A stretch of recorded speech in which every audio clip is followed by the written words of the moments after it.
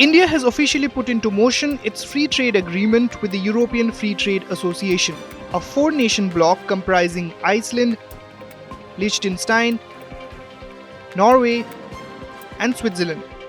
Signed in March 2024, the deal took effect yesterday, marking a pivotal moment in India's trade diplomacy. With free trade agreements giving access to Indian exporters, Indian industry, Indian service providers, and providing millions of jobs for our young men and women. It's a great day today on the auspicious occasion of Navami, on the eve of Dasera. It's a day of celebration and truly grateful to Prime Minister Narendra Modi for his leadership in helping India overcome the hesitations of history, because for over 2 decades, India could not do a single agreement with any European country. And now we are on the verge of, within a span of 2 years, having all of European countries under our FTA umbrella. At its core, a free trade agreement is designed to lower or eliminate tariffs, reduce barriers to services, and promote bilateral investment. But this pact goes far beyond duty cuts. It's a long-term bet on India's economic potential. In return for market access, the EFTA bloc has pledged a staggering $100 billion of investment into India over the next 15 years.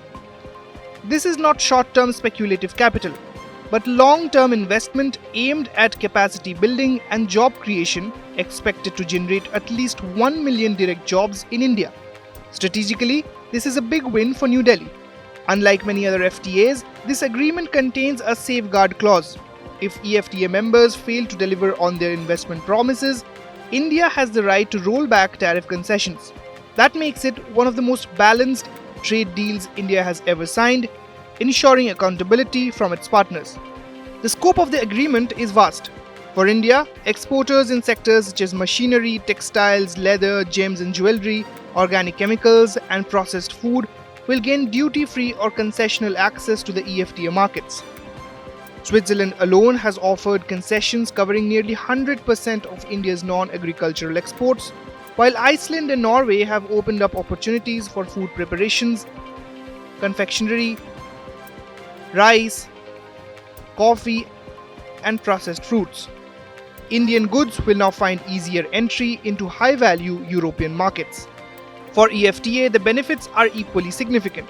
Swiss wines, watches, chocolates, and Norwegian seafood are all set to become cheaper for Indian consumers.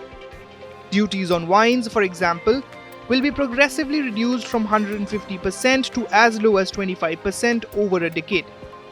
Medicines, dyes, iron and steel products, and textiles from EFTA will also see tariffs slashed immediately or within a few years.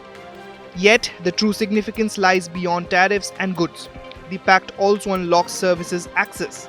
India has secured enhanced commitments across more than 100 service subsectors from IT to professional services, ensuring that Indian firms and professionals can engage more freely with EFTA economies. Sensitive Indian sectors such as dairy, soya, coal, and certain agricultural products remain protected, reflecting New Delhi's cautious approach to safeguarding domestic interests.